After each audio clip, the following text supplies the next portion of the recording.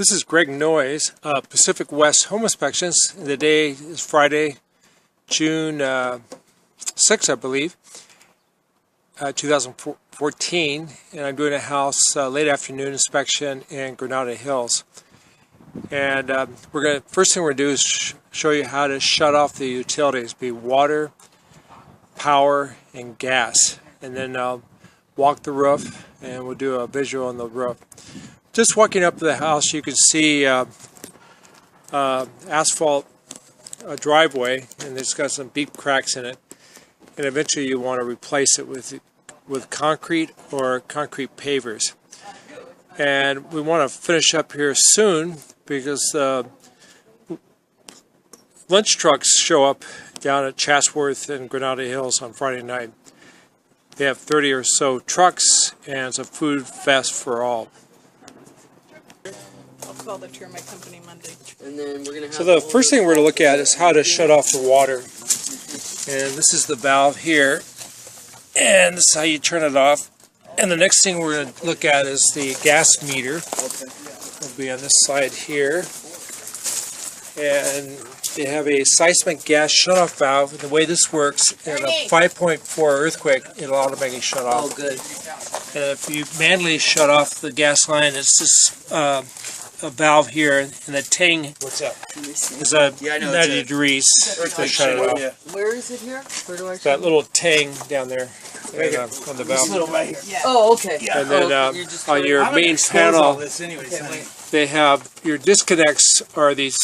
You pull out these fuse holders, and you have to be very careful. They're made out of Bakelite, and they're 50 years old, so they may crack. So if you do pull them out, have an electrician phone number nearby, because you might be putting a new panel in as well. Okay. So the next thing I would do is go to the roof.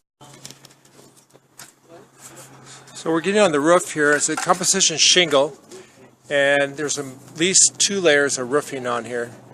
And I could tell by the layers here, and also the roughness or the unevenness of it. And so we'll climb up here.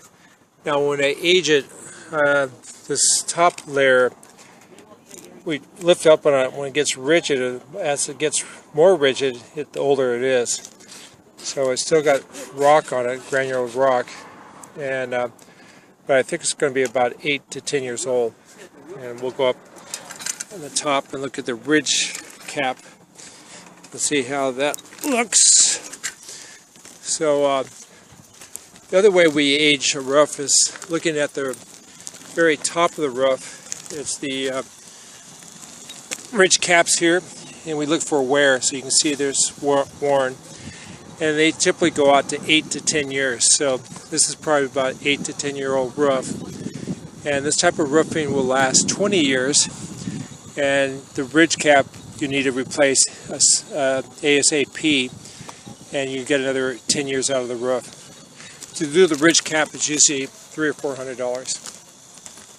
And we're going to walk to the back of the roof, and the flashing around the we call penetrations here. There's no metal flashing, so it's been covered over by the last layer of roofing. So you have to maintain the seals here by putting tar on here, and you have to be up here every year or so to do that. And then you have a bougainvillea bush that grows up here, and you can see it's the tree was down here one time that damaged the roof. You can see the different colors of roofing there, so it's got at least 2 layers of roofing on. Now I want to walk to the front of the house, the front left side, and these electric wires that we could see. The roofer tied them down with rope, and 10 years ago. And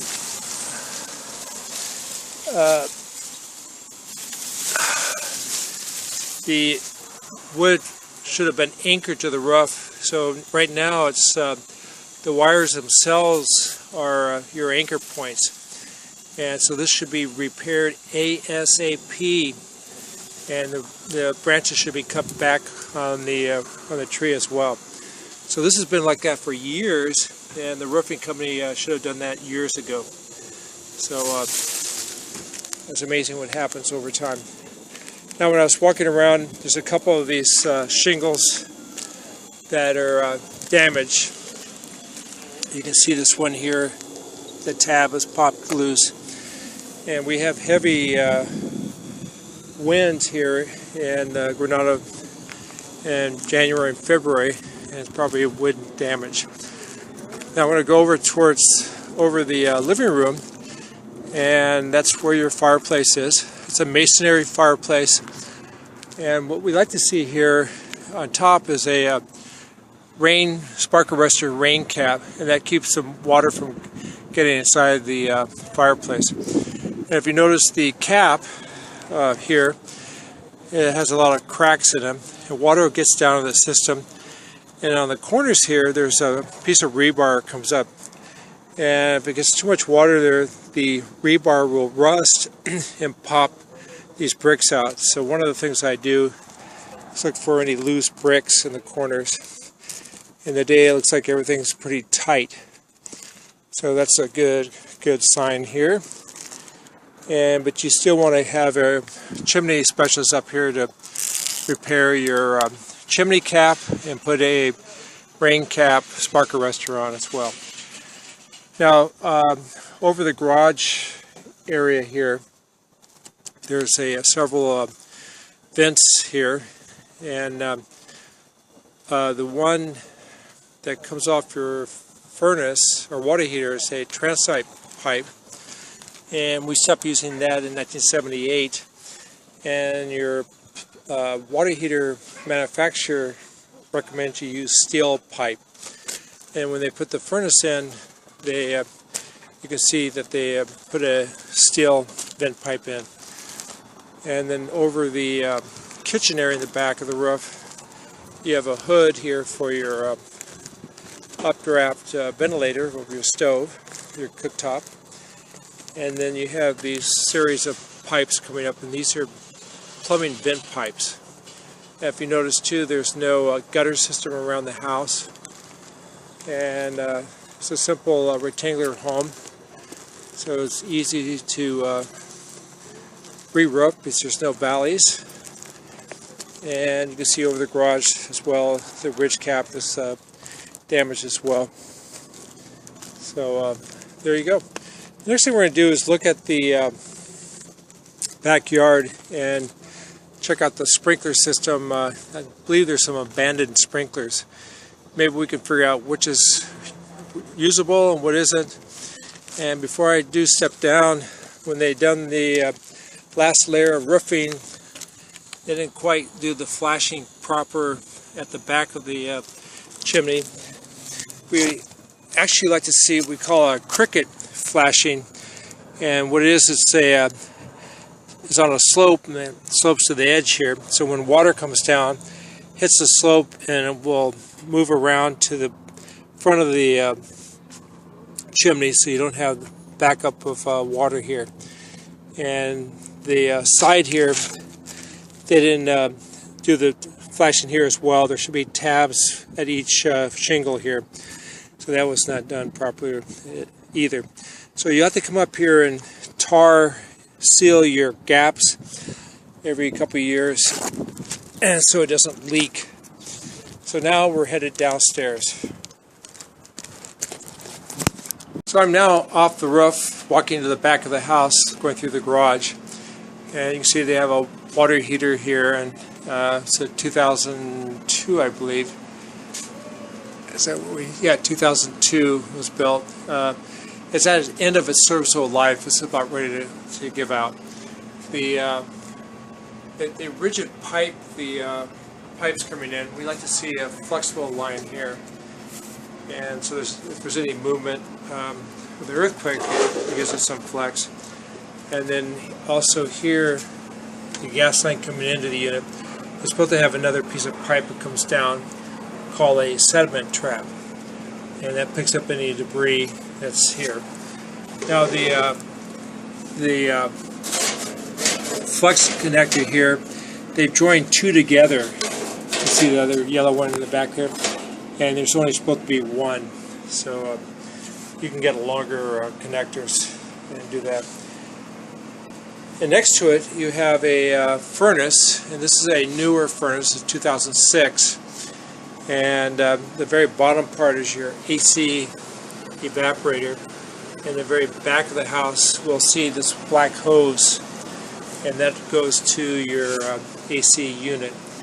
And the gas line going into the furnace is missing a sediment trap as well. So it's made by Bryant, and as remember from the roof, they have a steel pipe, vent pipe goes all the way up, which we like to see, and your water heater's got that transite pipe that should be removed. So now we'll go to the rear of the house, and we'll see the compressor back here. It's not attached, anchored down. It's an older unit. I think it's 1992 or 93, so it's 20 years old, 22 years old. And here in a minute I'll check the how cold it is, see if it's still working. It does have a odd noise to it. And my next thing I want to do is to investigate the sprinklers out here. And I thought I had a pair of pliers here. And so these pipes here are abandoned. Their valves are open. So it's the old original ones. And these other ones are newer lines coming in.